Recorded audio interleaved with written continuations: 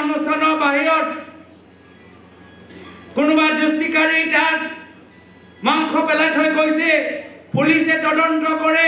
মানুহ ধৰে মানুহ ওলাই বিজেপিৰ হয় মানুহ গম পাওঁ আৰএছএছৰ মানুহ এয়া হৈছে তেওঁলোকৰ ৰাজনীতি ক্ষমতাৰ কাৰণে নিজৰ মন্দিৰৰ আগতে তেওঁলোকৰ প্ৰদূষিত এটা বাতাবৰণ সৃষ্টি কৰিব পাৰে ক্ষমতাৰ কাৰণে সংঘাত সৃষ্টি কৰিবলৈ হলে বিভাজন সৃষ্টি কৰিবলৈ হলে তেওঁলোকে যিকোনো পৰ্যায়লৈ যাব পাৰে আৰু সেই কাৰণে অসম আৰক্ষীৰ দায়িত্ব যদি অসমখনক ভাল পায় অসমখনৰ ভিতৰত শান্তি বজাই ৰাখিবলৈ বিচাৰে সংবিধানৰ মৰ্মে যদি আপোনালোকে কামখিনি কৰিবলৈ বিচাৰে বাহিৰৰ পৰা যে আৰএছএছ বজৰং দলৰ মানুহবোৰ সোমাইছে তেওঁলোকৰ ওপৰত চকু দিয়ক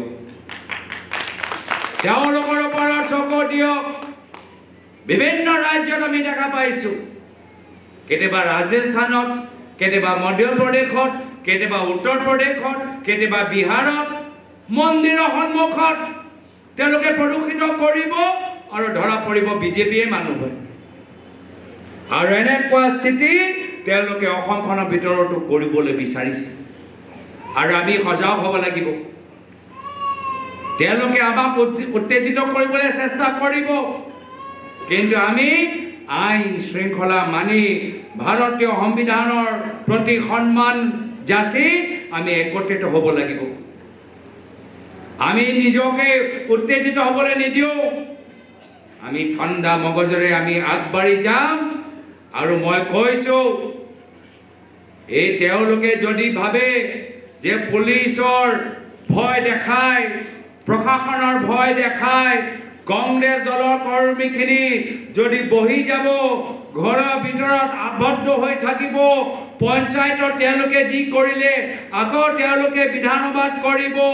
এইবাৰ মই তেওঁলোকক বুজাই দিছো পৰিৱৰ্তন হ'ব এইবাৰ যুঁজ এখন হ'ব আপুনি বিচৰা বাতৰি পাব কেৱল নিউজ 18 এপত নিউজ 18 এপ ডাউনলোড কৰিবলৈ স্ক্যান কৰক এই QR কোড গুগল প্লে ষ্টৰতো পাব এই নিউজ 18 এপ